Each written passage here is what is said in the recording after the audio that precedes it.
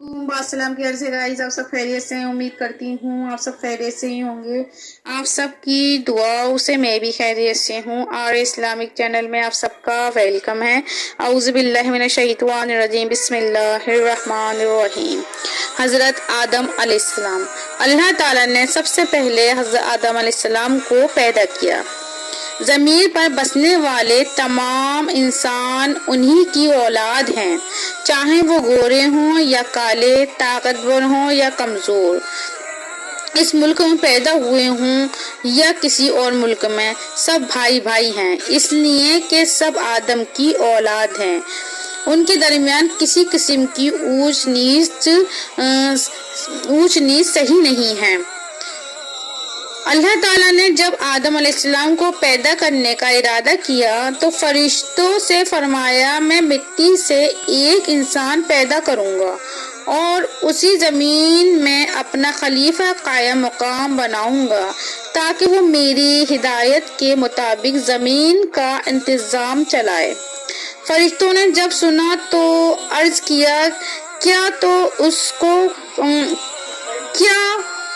तू उसको खलीफा बनाने जा रहा है जो ज़मीन में फसाद बिगाड़ फैलाएगा और आपस में खून खराबा करेगा। वो खिलाफत कायम मुकामी का हक अदा नहीं कर सकता।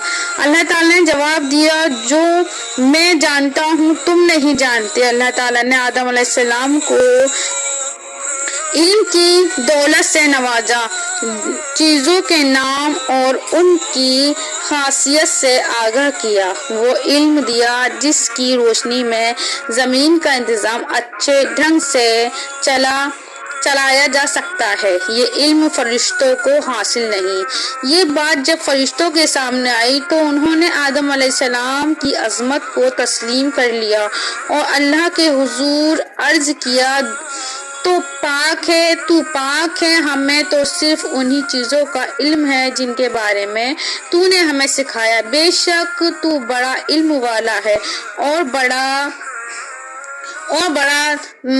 अक्लमंद है।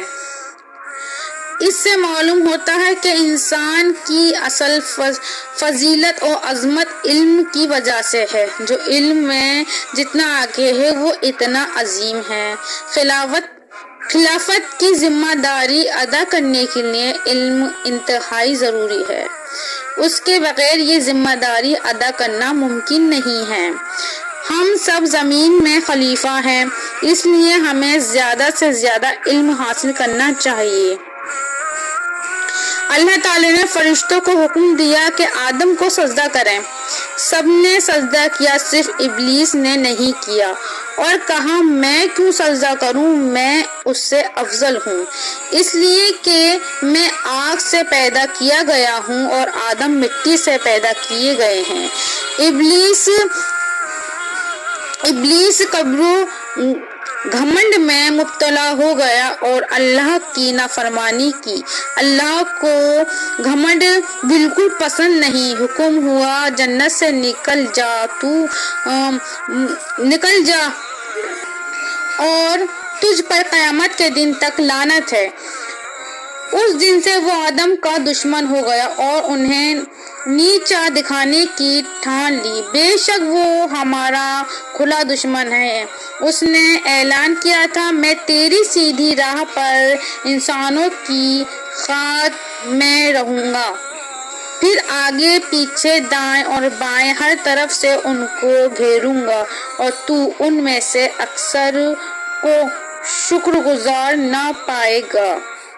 अल्लाह ताला ने आदम अलैहिस्सलाम और उनकी बीवी हव्वा को जन्नत में रखा, हर तरह की आज़ादी दी, सिर्फ एक खास दरख्त के पास जाने से मना किया। इब्लीस ने मौका पाते ही दिल में ये वसवसा डाला कि अल्लाह ताला ने तुम्हें उस दरख्त से सिर्फ इसलिए रोका है कि कहीं तुम फरिश्ते ना बन जाओ या तुम हमेशा की जिंदगी पाने वाले ना बन जाओ। आदम अलैहिस्सलाम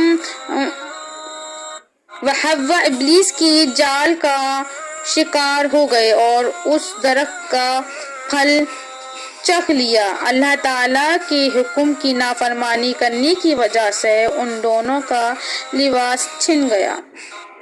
دونوں شرم کے مارے درخت کے پتوں سے اپنا جسم چھپانے لگے۔ جلدی ہی انہیں اپنی غلطی کا احساس ہوا۔ اللہ سے معافی طلب کی، اے میرے پروردگار، ہم نے اپنی جانوں پر ظلم کیا، اور اگر تو نے ہمیں معاف نہ کیا اور ہم پر رحم نہ فرمایا تو یقیناً ہم نقصان اٹھانے والوں میں سے ہو جائیں گے۔ اللہ نے ان کی توبہ قبول کر لی۔ اللہ بڑا غفور رحیم ہے۔ بے شک اگر بندہ اس سے مغفرت چاہے تو بڑے سے بڑا گناہ بخش دیتا ہے، لیکن اگر کوئی ہٹ